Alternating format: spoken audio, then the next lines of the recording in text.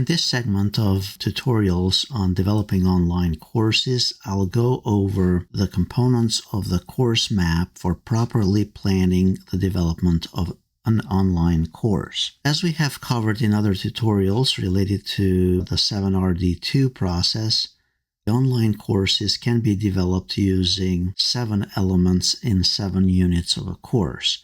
These can include readings as part of R1, recorded videos, at least 2 videos by the course developer, then restating, providing a summary page on those readings and videos, then assigning questions to the students and the students responding via video to those questions, then a retention element to the presented concepts, research component, and then a final reflection for each unit in the course. So these elements are part of the 7RD2 course development process. Typically, a specific unit will look similar to this. So this is Unit 1. It has a topic for the unit, then the readings. This would be in place of R1. Then 1.2, that reading report, the 1-page summary, and then the instructor lectures, 2 of them, Sarago for retention, which is an adaptive learning technology, and then the video threads, the discussions, assigned questions to the students, and then the wrap-up at the end of the unit. So how do we go about planning the course? Typically, after the paperwork has been completed, each course developer will be given access to a template similar to this. The faculty selects the deadlines when they want to submit the content for the course, and then they have a link here where the content will be submitted when they have it ready. As they start planning the online course, we have a bunch of resources to get you started with understanding how the process works. So there's a step-by-step guide that we suggest that you complete, the 7RD2 overview process, a sample course map, which would be what I'm going over right now, then a sample syllabus, and then also the template syllabus for your course. We also give you a brief summary as to what the course developer has to do. Typically, the developer needs to put together the unit objectives for each unit, and that's the course will be designed in 7 units. Determine the unit readings, the assigned readings for each unit. Create scripts or slides for 15 videos for the whole course. So it would be a minimum of 2 per unit, and then the course overview. Then the course developer needs to record the 15 videos and develop 15 questions related to the readings and the videos and the content for that unit, and each question will be assigned to a specific student when the course goes live. At this stage, the faculty only puts together those questions, does not record anything, just writing down the 15 questions per unit. As part of retention of key concepts, each course is designed to include 3 learning sets at about 25 concepts each for the whole course.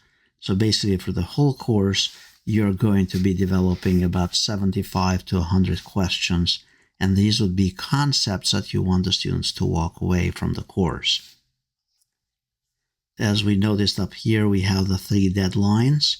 And those deadlines, we suggest that the faculty first start with the drafting a syllabus, then putting together the unit readings and articles, and then the unit objectives, and then creating the scripts. Now, those are typically due by deadline 1 the course developer selects. Then in stage 2, by deadline 2, the faculty developing the course needs to record the 15 videos for the course. Those should be studio quality. Then by deadline 3, the faculty should put together the Sarago questions, which would be the 3 sets for the whole course, each set around 25 questions, and then develop the video thread questions. Then the distance learning staff will assemble everything into the learning management system, will test and update everything, and then approve and deploy, which would be the last step. So this is a quick overview of what the framework looks like for developing the course. Each course contains readings. There are recorded lectures. They're restating the essence of readings via a Form A document. It's a one-page document with a brief rubric where the student, after they complete the readings and watch the videos for that unit, summarize in around 200 words the readings, then another 200 words for the lectures in the course, and then the learning outcomes. What did they get from each reading and also from each video? So this is designed intentionally to be concise. And I'll go in more details about this once I touch on each component of the course. Then there is the R5, the retention of concepts. This will be the Sarago unit questions, and then the research component and so on. Now here is a sample online course rhythm from unit to unit.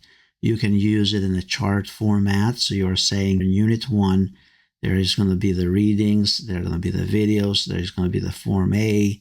The students are going to start with Sarago set 1, and then there's going to be the video, the assigned questions, and then the students will not have a term paper component in Unit 1, but starting with Unit 2, they'll have something.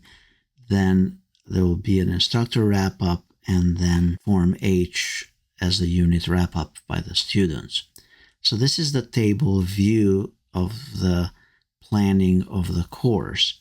Instead of the table view, if you want it in a linear view, and to reuse this as part of the course plan, this is where you'd list your textbook, but then you can go in here and complete this little table. So you'd say in Unit 1, we're going to cover a specific aspect of the course. So for example, in Unit 1, the topic is understanding the leadership challenges in complex environments. Then on the right-hand side, this is what the students have to do. So they'll complete the readings, but you have to list the readings in here.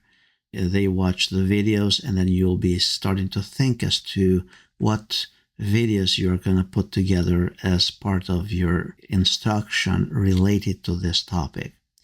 Then the students will submit Form A, then they'll submit a video thread discussion and Sarago set, and so on. And then for the whole unit, all of these items would amount for 9 points in the course. And you do this for all the other units in the course. And this is kind of giving you a broad idea planning the course. Now, as you go about planning the course, you also want to consider the backward design.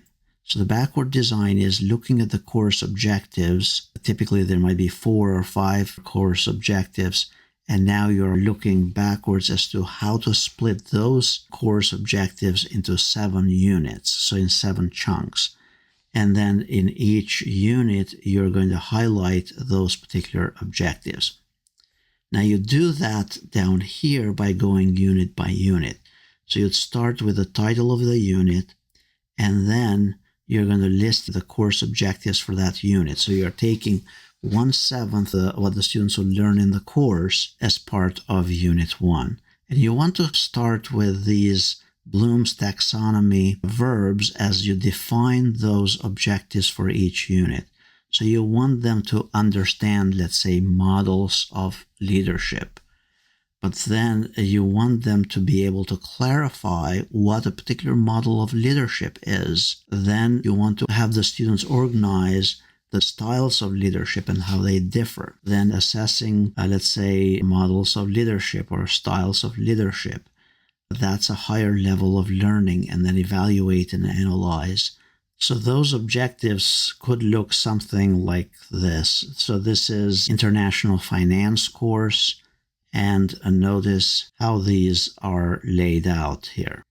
Then you want to specify the unit reading. So in this case, we have the chapter 4 and 5 and specific pages as well for those readings. Then further down, you want to put together the script for each of the videos. It could look something like this. You're just basically typing the text. It doesn't need to be formatted in a fancy way to use it with a teleprompter in a studio. The lectures, try to keep them between 8 and 15 or 8 and 12 minutes. They are designed so that you just give the essence of either the readings or concepts that you want the students to understand, or you're expanding on those readings, or you're putting together key concepts related to the objectives for that particular unit.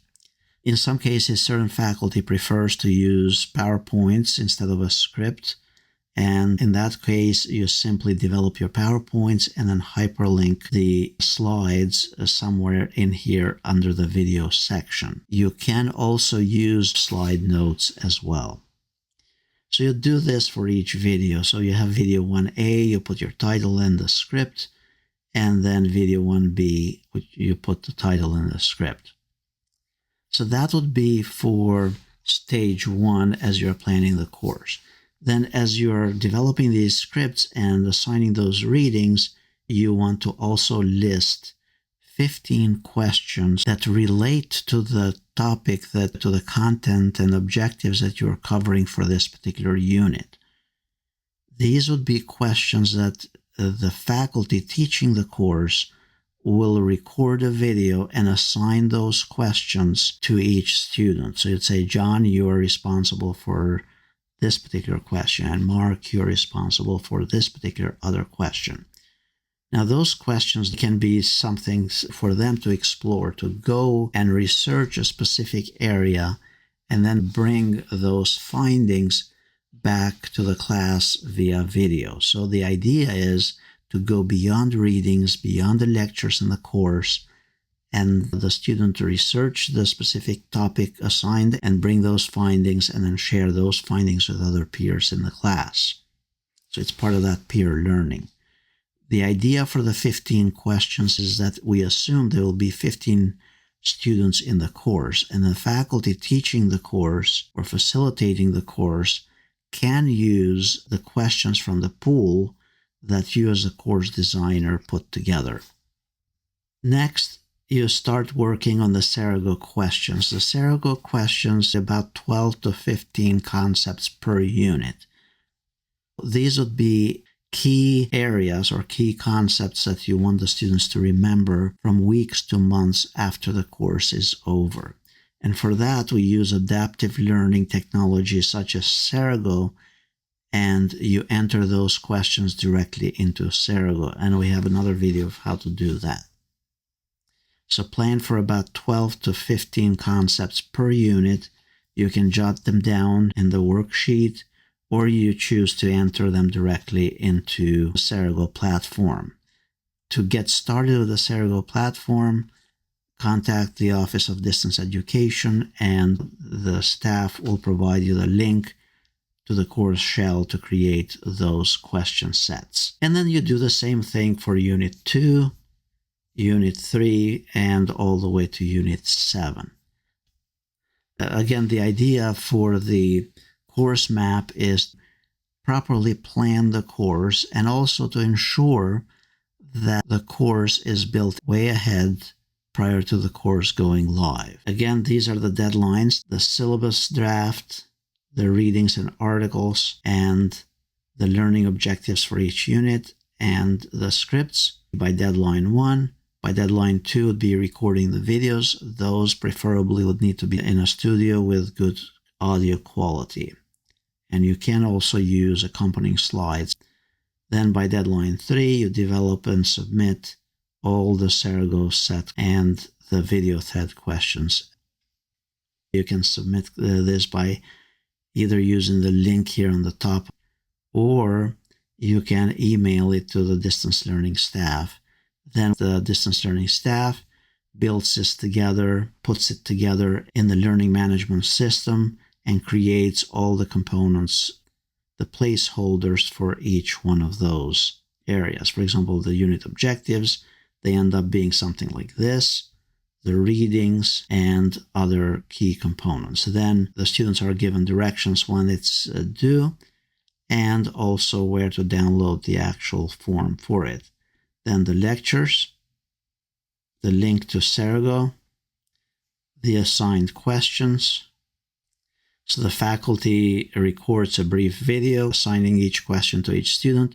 This is so that the students connect with the course facilitator, and then the questions as well are repeated and posted again here for reference for the students. Then the wrap up at the end of the week by the faculty, and then the students also submit their completed unit wrap up. And we'll go into each of those components in detail.